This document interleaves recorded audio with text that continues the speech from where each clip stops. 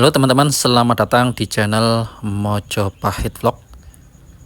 Setelah beberapa bulan yang lalu, kira-kira sekitar 5 bulan yang lalu, kita melihat update dari hasil pemugaran Candi Bangkal ini, di mana pemugaran Candi Bangkal ini sudah dimulai sejak bulan Agustus tahun 2023 dan diperkirakan akan selesai selama masa 3 tahun. Ini adalah kondisi ketika pemugaran 5 bulan yang lalu saat kita datang kemari. Dan ini adalah penampakan atau hasil pemugaran sekarang. Sudah banyak sekali perubahan yang dihasilkan.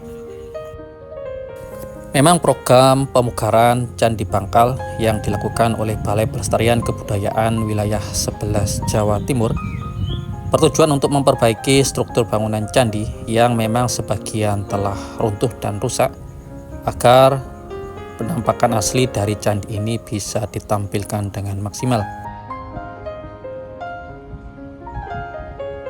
Ini adalah tembok keliling dari Candi Bangkal.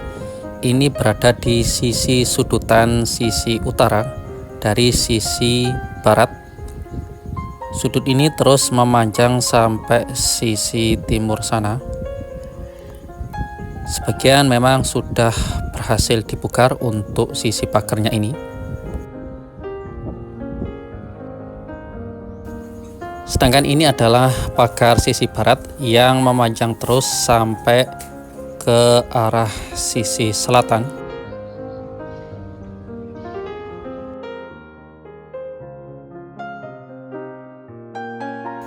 Ini adalah ketinggian dari pemugaran pagar sisi barat, mungkin lebih dari setengah meter untuk sekarang. Coba kita berjalan ke arah sisi selatan. Di bagian ini ada jalur masuk, kemungkinan ini dahulu merupakan pintu masuk atau gapura untuk masuk menuju Candi Bangkal ini. Lebarnya tidak terlalu lebar, mungkin sekitar 1 meteran. Ini terus memanjang ke arah sisi selatan. Ini adalah sudutannya. Sudutan di arah sisi yang selatan di sisi barat. Ini terus seharusnya memanjang ke arah sisi timur sana di bagian selatan ini. Namun untuk sisi yang ini memang belum dipugar. Dan di sebelah selatan ini berbatasan langsung dengan persawahan warga. Konon dahulu ketika ini belum dipugar, candi ini sering terendam oleh air yang berada di sisi sawah tadi. Ini adalah tembok atau pagar sisi selatan belum dipugar. Kita lihat bekas-bekas tanah yang sering terendam oleh air sawah, sangat lembek sekali. Ketika kita tekan saja, langsung tangan kita dengan mudahnya untuk bisa masuk ke lebih dalam ke dalam tanah. Ini teman-teman bisa kita lihat, kita tekan sedikit saja sudah ambles seperti ini. Nampak dahulu memang sering tenggelam di sisi ini. Memang kalau tidak segera dipugar dan dibenahi, khawatirnya Candi Bangkal ini lama-lama akan semakin rusak. Terbukti ketika dulu belum dipugar, banyak sekali bata merah yang keropos dan hampir ambruk. Ini di halamannya kita lihat, ini agak sedikit lumayan dari sisi yang sana tadi. Ini lebih ada sisi perkerasan. Itu adalah dinding sisi selatan tadi, seharusnya menyambung terus sampai sisi yang ini, yang ada lubangnya ini. Namun ini sudah tidak ada struktur pagar lagi. Terus sudutan ini menyambung ke arah sisi utara. Ini adalah sambungannya. Ada beberapa lapis bata merah, ada 3. Namun sisi atas sudah rusak. Tampaknya ini memang belum dipugar. Jadi yang kita lihat sekarang ini belum seperti pagar yang ada di 2 baris tadi, yang lumayan ketika telah diadakan pemugaran. Tetapi yang sisi ini tampak masih berserakan. Ini yang sisi timur, kita akan bergerak ke arah sisi utara. Ini adalah sudutannya. Inilah teman-teman, kondisi di sisi ini masih tergenang air. Beginilah dahulu ketika Candi Bangkal belum dibongkar. Rata-rata memang di Candi Bangkal akan terendam air seperti yang kita lihat tadi, terutama saat musim penghujan. Ketinggiannya mungkin sekitar antara 40 cm sampai setengah meter. Terutama airnya disuplai dari pinggiran sawah warga yang mengalir ke arah sisi candi ini. Kita bisa lihat tanah di sini sangat lembek, tampak sering terendam air oleh sawah warga. Sekarang kita akan masuk ke Candi Bangkal. Ini adalah pintu gerbangnya sekitar 1 meteran. Ini di depan kita langsung disambut oleh altar yang berada di depan dari Candi Bangkal ini. Ini nampaknya sudah lumayan untuk pembukarannya. Tampak kita lihat hiasan tapak dara banyak sekali dipahatkan di sisi ini. Ada cerita cukup menarik bahwasannya ketika Candi Bangkal ini belum dibongkar dan masih sering tergenang air, terutama pada masa musim penghujan. Ketinggiannya yang bahkan sampai paling ekstrim membuat altar di sisi ini sampai tenggelam. Ini memang cukup parah karena memang ketinggian dari Candi Bangkal ini lebih rendah dari sawah-sawah yang berada di kanan kirinya. Lebih rendah, bahkan dulu katanya sampai kedalamannya selisihnya sekitar setengah meter dari tanah di sekelilingnya. Padahal ketika nenek moyang kita membangun sebuah candi, tentunya bangunan candi tersebut dahulu berada di dataran lebih tinggi dari tanah di sekelilingnya. Namun entah bagaimana, sekarang posisinya terbalik. Posisi Candi Bangkal lebih rendah dari tanah di sekelilingnya. Sekarang kita berada di Candi Bangkal. Ini adalah anak tangga untuk masuk ke candi inti dari Candi Bangkal. Ada 2 anak tangga, satu terletak di sisi selatan. Ini kita lihat, ini adalah bata asli, dan di sebelah kanannya ini adalah bata ketika proses pemugaran.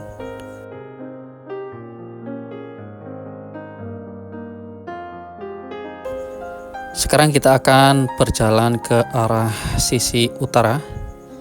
Ini depan kita lihat hiasan tapak dara atau palang Yunani. Di atasnya sudah dikasih tambahan bata merah modern. Nah, ini adalah anak tangga yang sisi utara. Cukup unik, ada 2 anak tangga menuju ruang inti dari Candi Bangkal.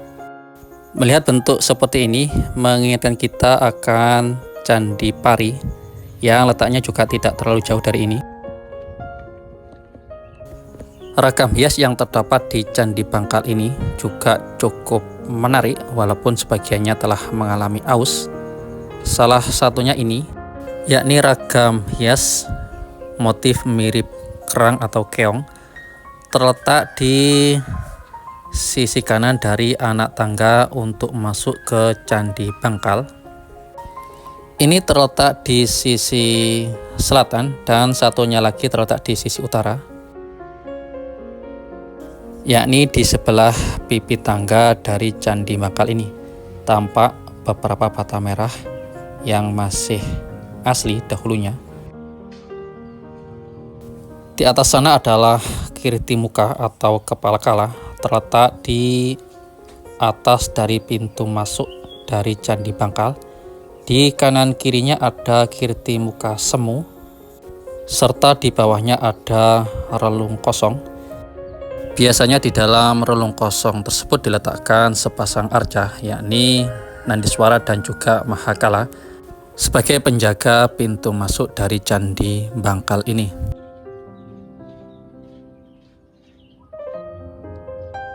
Keberadaan dari hiasan kirti muka sebenarnya tidak terdapat hanya di bagian depan saja, tetapi ada di sisi selatan dan juga utara, dan yang terakhir ada di sisi timur dengan adanya relung kosong di bawahnya. Namun seperti yang dibilang di awal tadi, semua arca yang ada di relung kosong tersebut sudah hilang sejak dahulu kala. Kita bisa melihat bekas-bekas bata yang rusak di atas sana. Di bawah bata hasil pemugaran, teman-teman bisa melihat banyak sekali yang keropos. Namun setelah dipugar, sekarang kita bisa melihat candi ini tampak gagah, walaupun belum selesai dan membutuhkan waktu yang lebih lama. Ini adalah pintu masuk ke dalam Candi Bangkal. Lebarnya tidak terlalu lebar, kemungkinan sekitar setengah meter. Ini adalah penampakan lebih dekat dari relung kosong Kirtimukasemu. Sangat indah sekali, namun sayangnya di relung kosongnya sudah tidak ada arca sama sekali.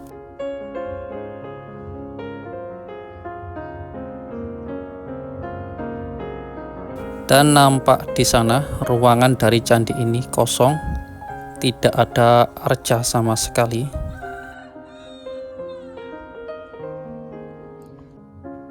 Ini adalah penampakan dari ruangan sisi dalam Candi Bangkal. Tidak ada arca, tampak berlumut.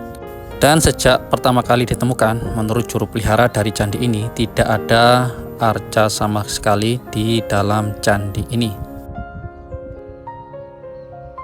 Banyak para ahli memang menyimpulkan bahwasannya Candi Bangkal ini sebagai candi peninggalan dari Majapahit, digunakan untuk sebagai tempat upacara keagamaan pada masa zaman dahulu. Tapi melihat kondisinya memang dahulu sangat parah, sering terendam air, bahkan ada yang sampai setengah meter, yang jika dibiarkan lama-kelamaan bisa mengikis struktur bata merah yang terdapat di Candi Bangkal ini.